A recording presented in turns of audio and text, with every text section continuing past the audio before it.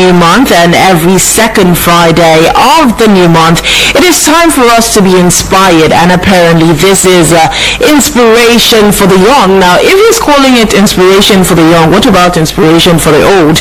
Now he is going to answer all those questions, and right here in the studio we have Not doing great. Welcome everyone. Happy new month to you all out there. I'm happy to have you once again on this great platform, Inspiration for the Young. Happy new month. Welcome to this new month, and I pray that every good thing that God has in store for you will be made manifest in your life in this new month.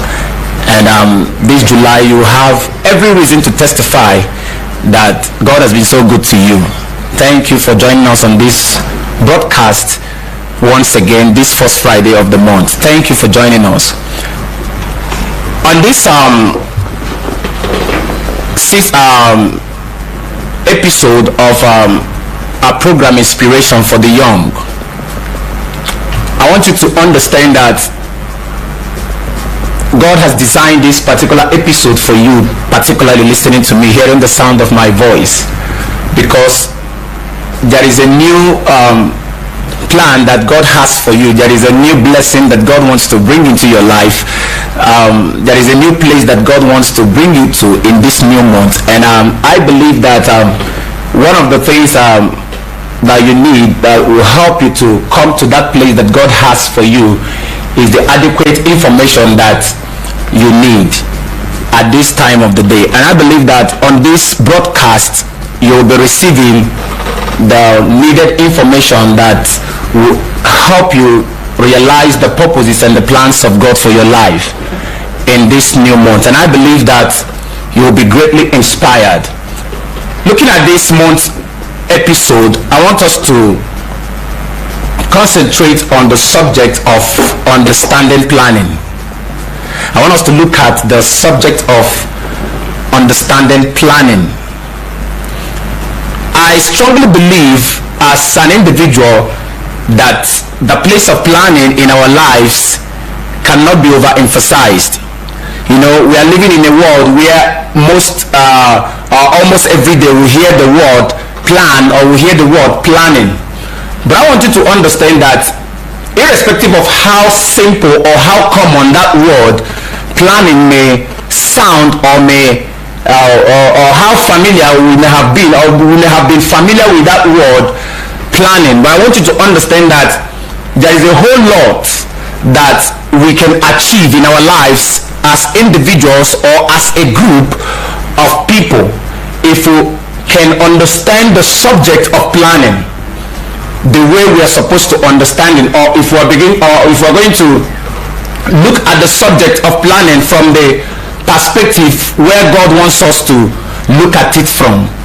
You see, I believe that in today's world we are faced with challenging moments, and we are faced with certain circumstances and situations that sometimes tend to shift us away from our visions, or from our goals, or from the plans that God wants us to undertake while we live our lives here on earth, or while we pass through the earth.